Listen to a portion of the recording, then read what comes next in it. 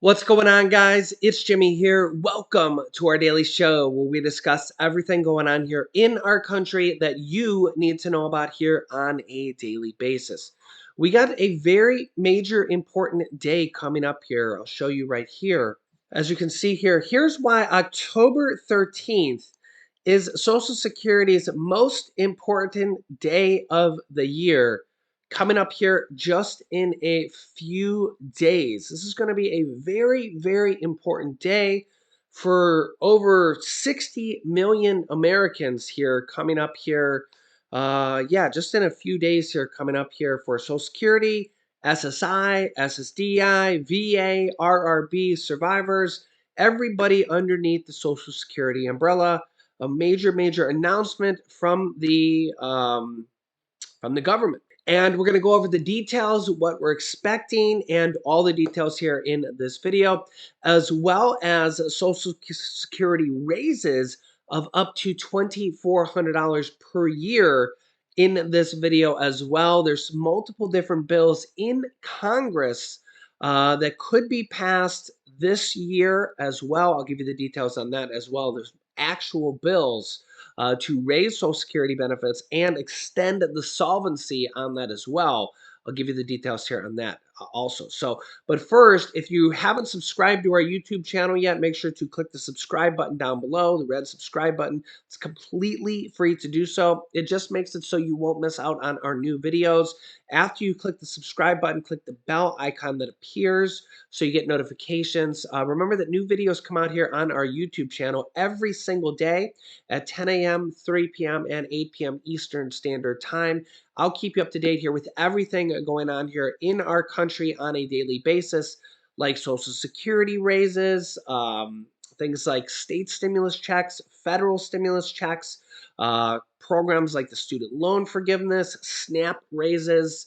There's actually about 32 or 33 different states that have passed state stimulus checks, property tax rebate checks, lowering taxes on the state level already this year. In fact, there's up to $1,000 stimulus checks coming out here for over 20 million people in California here, just starting in a few days here for the largest state in the country. So there's, like I said, there's about 32 or 33 different states that have passed state stimulus checks or property tax rebate checks or things like that here this year, and there's going to be even next year as well because of state surpluses and the stimulus money from last year, which was $350 billion. There's just a lot of money. There's a lot of money. There's surplus money and stimulus money still left over. And because unemployment is at a historic low, it's about at a 50-year low right now. It's at about 3.5% or 3.6%. Because inflation is so high, unemployment is actually so low, because a lot of people have gone back to work because inflation is so high. Um, this is actually a very weird recession. This is not a normal type of recession. So normally in normal recessions, the Fed is lowering interest rates to kind of boost the economy. But in this recession, the Fed is raising interest rates because inflation is high. So this is actually kind of a backwards recession. So this is a very abnormal recession. So the Fed is raising interest rates very dramatically, and this is raising the costs on credit card interest, home interest, car loan interest, any type of interest you pay that's not a locked-in interest rate. I've had several videos on that recently here, and the cost of credit card interest alone is costing a lot of people several $100s more per year depending on your balance. So a credit card interest rate is not a locked-in interest rate. So yeah, keep that in mind. Anything you pay interest on that's not a fixed interest rate, like a locked-in home mortgage, is costing more money. So I'll keep you up to date on that. The Fed is expected to raise interest rates again this year and even more so next year as well. And they're doing this to bring down inflation, which is kind of happening. We're seeing it happen in the home markets, and the car markets. People are buying homes less and buying car less, so the inflation's coming down there. We're not seeing people bid $25,000 and $50,000 over the asking price for homes anymore. So the inflation for home prices have come down, but you have to pay more for the interest rates on homes. So you don't have to pay $50,000 over the asking price and bid against 20 people anymore. But but the problem is that we're seeing food costs at an all-time high, rent costs at an all-time high. In fact, here's the most recent data on this. Here's the most recent rent cost here, a monthly look at the average rent prices trends across the United States from rent.com. This just came out here. The average price of a one-bedroom apartment, $1,721. It actually came down 2% in 1 month, but the problem is it's up 27% year over year. A two-bedroom is $2,000 on average across the United States. Some places more, some places less. You guys can let me know in the comment section how these prices compare to your area. But this is the major problem here when it's $1,700 for a one-bedroom apartment, and the average cost or the average Social Security payment is the average Social Security check in 2022 is $1,542 a month. That means that 50% of people make less than that. $1,542 a month is the average, but a one-bedroom apartment is more than that just for a one-bedroom. And you still got to pay for food. You still got to pay for maybe utilities on top of that, a car on top of that, clothes on top of that, all your other expenses. You can't even afford a one-bedroom apartment in the United States. And again, you're supposed to be able to retire with, what congressmen say, retire with dignity and stuff. This is where the raises come into play. Well, when we go back here, this is why this date is going to be important. Here's why October 13th is Social Security's most important day of the year. Here's what's coming here. It's going to be a major announcement. This is when we're going to learn how big the cost of living adjustment for 2023, the Social Security raise for 2023, is going to be. And it is going to be one of the largest yet. It's probably going to be the largest Social Security raise in 40 years. You can see here, mark your calendars, October 13th is Social Security's most important day of the year. During the second week of every month, the U.S. Bureau of Labor Statistics releases the previous month's inflation data. Although this detailed data predominantly pertains to the CPI index for all urban consumers, CPIU, a similar inflationary measure, the CPIW, that's the one you care about for Social Security. The monthly BLS report also lists the monthly CPIW reading. That is the one that pertains to how much the COLA increase, the cost of living adjustment for Social Security, will be.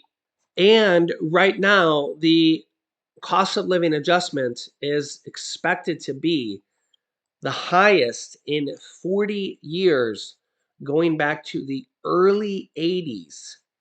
So we will know that here within a few days. I will keep you up to date here when that comes out on this YouTube channel. So make sure you're subscribed. We will have some more information coming out here even within the next couple days here as we get more inflationary data and other things here on the way. Also, another bill in Congress, there's actually at least 3 other bills in Congress that are similar by congressmen, congresswomen in Congress that have similar proposals and similar ideas. You can see here, Social Security bill backed by Senator Bernie Sanders, independent from Vermont, would give seniors an extra $2,400 a year in extra payments, which for some people, that's an extra month and a half, 2 months or even 3 months of income, depending on how much you make. If you're on SSI and you make $841 a month, that's almost 3 full months of extra payments. This would be a very big deal. And remember that there's about 200 different co-sponsors here. You can see here Senate Majority Leader Chuck Schumer, Senator Elizabeth Warren, and Ron Wyden unveil a plan to increase benefits by $200 per month for all Social Security beneficiaries, which would be $2,400 per year for over 60 million Americans. And this bill would extend the solvency for 75 years. The way they would pay for this is high income earners making over $250,000 a year would start paying into the Social Security system again. So right now, they stop paying into Social Security at $147,000. So because they stop paying in, the Social Security system does not get any money from them if they make 500,000, a million, 2 million, 10 million, or a billion. And the Social Security Administration has actually done the math and said that yes, this would actually extend the solvency by 75 years. So that's really good because right now the Social Security Trust Fund is set to run out of money in 13 years by, I think it's 2025 or 2026. So they would be able to extend the solvency for 75 years and be able to pay out an extra $2,400 a year by doing this. Here's what Senator Bernie Sanders has to say. Take a listen. Adding insult to injury, and this is an enormously important point that I think we don't make often enough. About half of older Americans, those who are 55 years of age and older, have no retirement savings.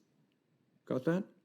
You're 55 years of age in America, you've worked your whole life, you got zero in the bank for when you retire.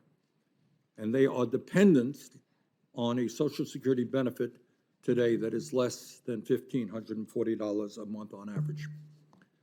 Now, despite what some politicians have been saying for years, Social Security today is not on the line going broke. Social Security has a $2.85 trillion surplus in its trust fund and can pay out every benefit owed to every eligible American for the next 13 years, okay? Social Security, you pay out all your benefits for the next 13 years. But what the actuaries want, what I want, what I think most people want is more than 13 years. The actuaries talk about 75 years being the kind of number that we should have as we go forward. After that 13 years, Social Security estimates that there will be enough funding, Social Security Administration estimates that there will be enough funding available to pay 80% of promised benefits. So you got all benefits for the next 13 years, 80% after that. Now, given that reality, our job, in my view, is not to cut Social Security, is not to raise the retirement age, as many of my Republican colleagues would have us do.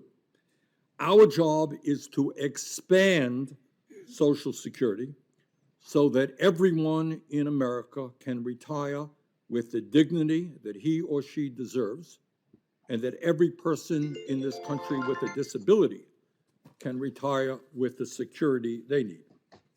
And that is what the Social Security Expansion Act that I have introduced today, along with Senators Warren, Whitehouse, Merkley, Van Hollen, Padilla, Booker, and Gillibrand, is all about.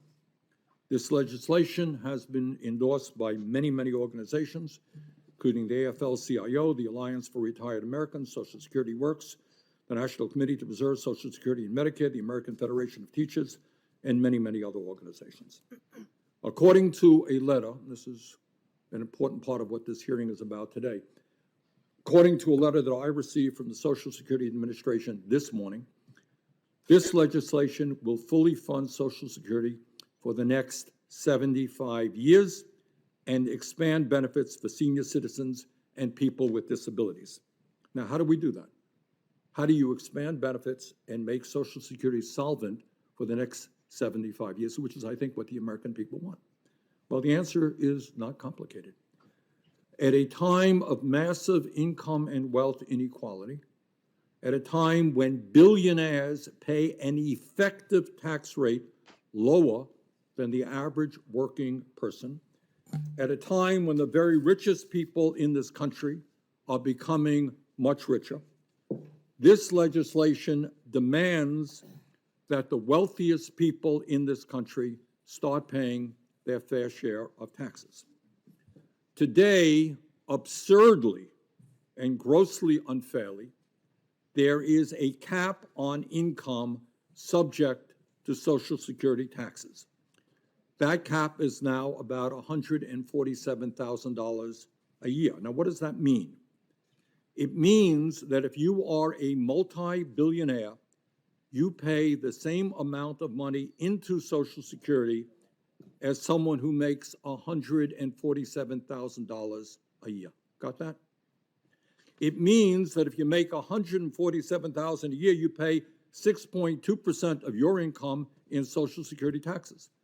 But if you make 10 times more than that, $1,470,000, you pay 0.6% of your income in Social Security taxes. All of this is taking place at a time of massive income and wealth inequality. Now, that may make sense to somebody. It does not make sense to me. Our legislation applies the Social Security payroll tax on all income, including capital gains and dividends, for those who make over $250,000 a year. Under this legislation, 93.6% of households would not see their taxes go up by 1 penny. So the overwhelming majority of the American people would not see any increase in their taxes under this proposal. The tax increase in our legislation only applies to the wealthiest 6.4% of all Americans, those who make $250,000 a year or more. Further and importantly, under this bill, Social Security benefits would be increased by $2,400 a year for both new and existing recipients, lifting millions of seniors out of poverty. In addition, under this bill, we would increase COLAs for senior citizens by more accurately measuring the spending pattern for senior citizens through the Consumer Price Index for the elderly. So let me know your thoughts on this. I'll keep you up to date here on all of this here. Make sure you're subscribed to our YouTube channel. Click the subscribe button down below and the bell icon that appears after you subscribe. Don't forget to hit the like button for us as well. Here's some videos you can watch next. You can click here to watch my newest video about checks that are going out to millions of Americans that you might not even know about. And here is another video about Social Security raises you can watch for more information.